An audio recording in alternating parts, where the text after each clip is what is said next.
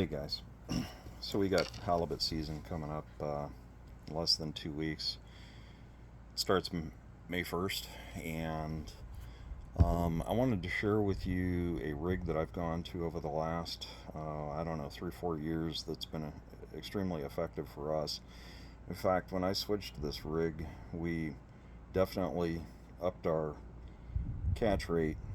Um, So I've used everything. I've used spreader bars, I've used single hook configurations, all kinds of different crazy double hook configurations. I've used sliders, all kinds of stuff.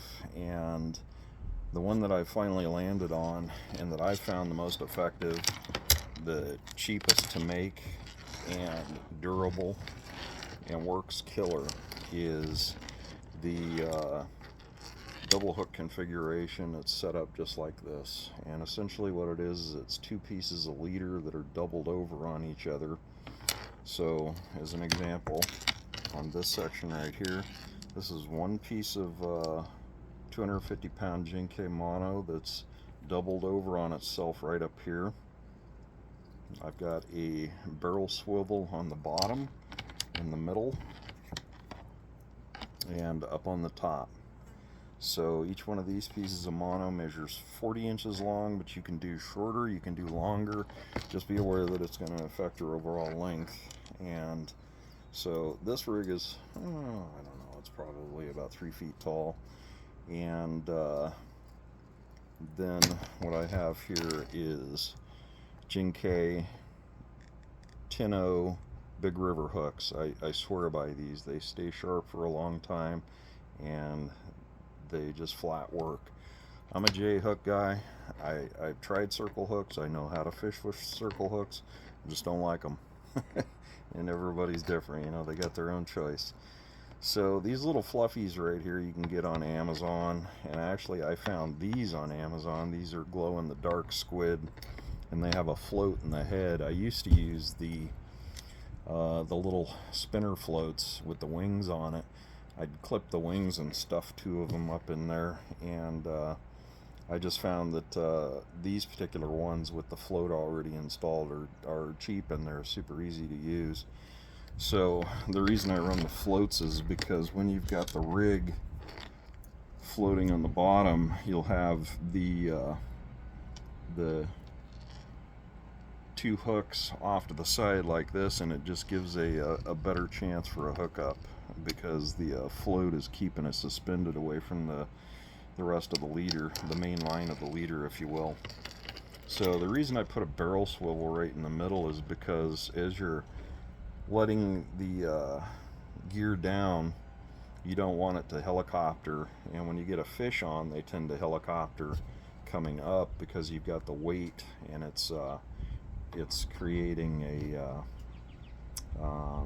a circular pattern just like a planet would. It's got gravity to the outside of the center of it, and that'll end up jacking up your leaders. So super simple setup. It's 6 crimps, 3 barrel swivels, 2 hooks, and 2 squids.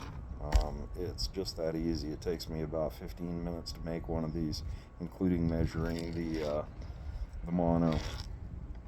So that's these. What I do is, obviously, the main line's going to hook up here, and then down here I've got a barrel swivel as well, because that's where we're going to run our weight.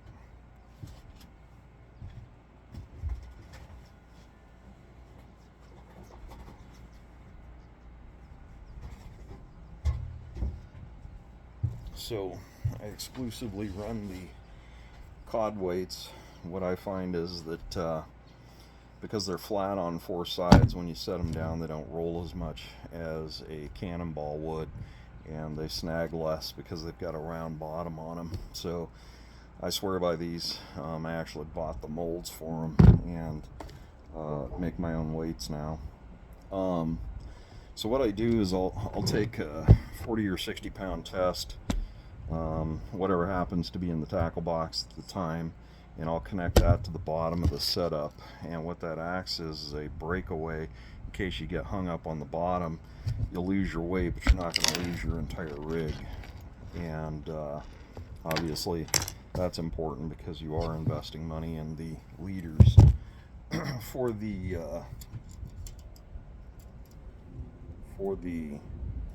rod and reel, essentially what I'm running here is a big snap swivel on the bottom, and I run a bead so that when you've got people that are new on the boat with little experience, they tend to over reel up, and then they'll catch the snap swivel into the top eyelet there, and they'll damage the ceramic. What the bead does, it gives you a visual reference, and it also keeps the eyelet from getting damaged. So this is a Daiwa pull, and it's a VIP saltwater. This is a 6.0 length pull.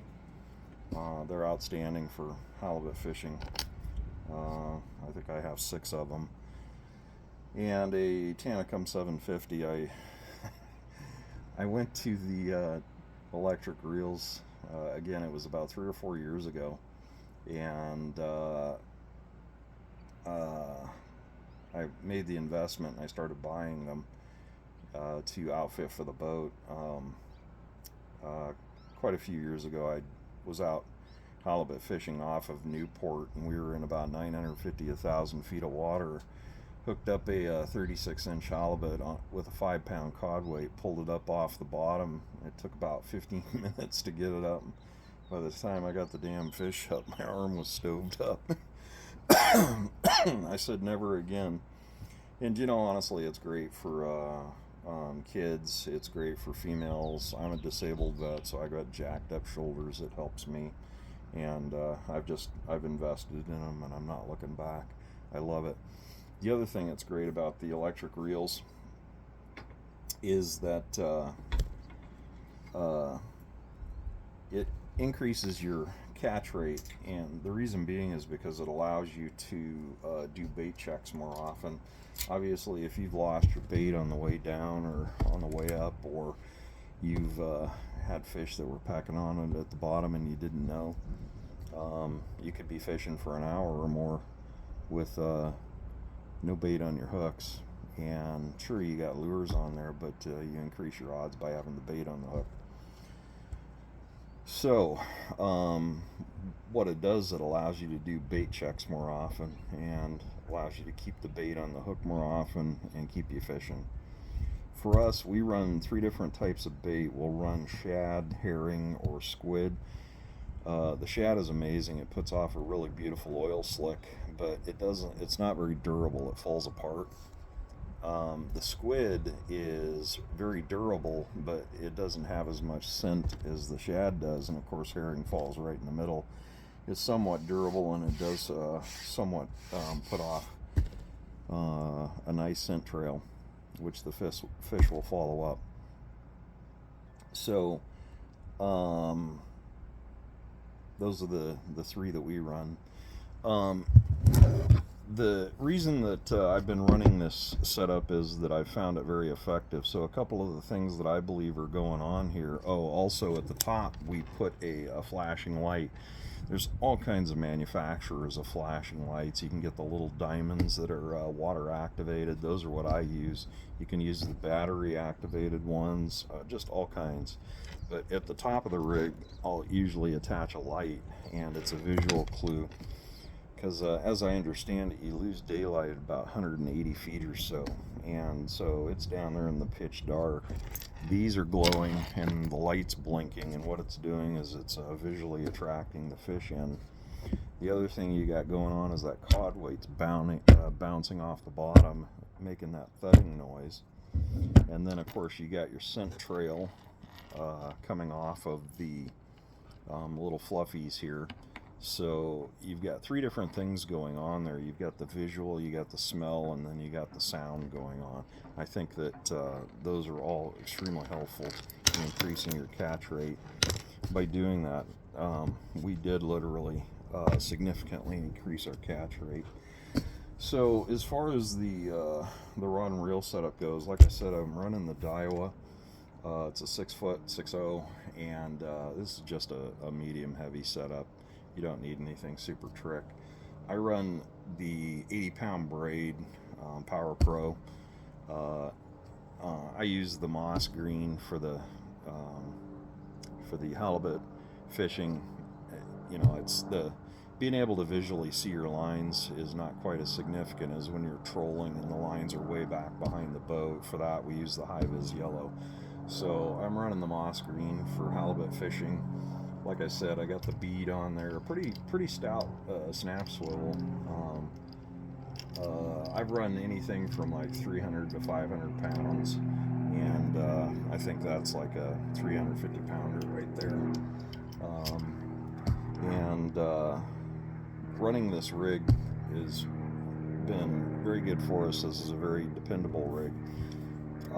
For the power ports for the Tanacums, what I did, and I'll show you this, is I have ports right here and over there on the aft end of the boat, and I'm actually thinking about installing two more here and over on the other side. And the reason being is the boat's big enough that we can fish 6 people comfortably, and I have enough rods and reels to fill up all 6 of the power ports. So I'll have to work on that this summer. Anyway, as far as bottom fishing goes, of course, in Oregon, you're going to want to have a descending device. I just took an old rod and reel.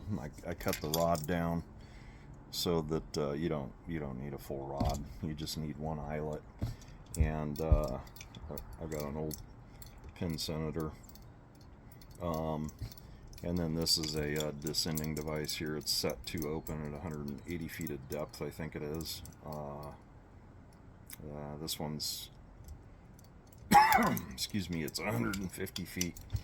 So that's required for descending the rockfish back down if you're rock fishing. So if we go out halibut fishing, you're invariably going to get rockfish on the boat. And I just keep that to send them back down. I run a 3-way swivel here, so one side's hooked to the sequelizer. That's what this brand is, sequelizer. The other side I hook the weight to, and so you can send the fish right back down just by snapping a cod weight on that extra snap right there. Stick that on there and send them back down, and it's just that easy. So like I said, halibut's coming up May 1st. I wish you guys all the best of luck. Be safe out there, and thanks.